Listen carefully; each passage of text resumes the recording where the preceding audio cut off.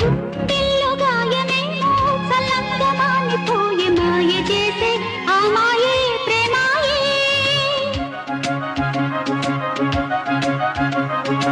ఎంత గాయమైన గానీ నా మేనికేమి కాదు పువ్వు సోకి నీ సోకు కందేనే.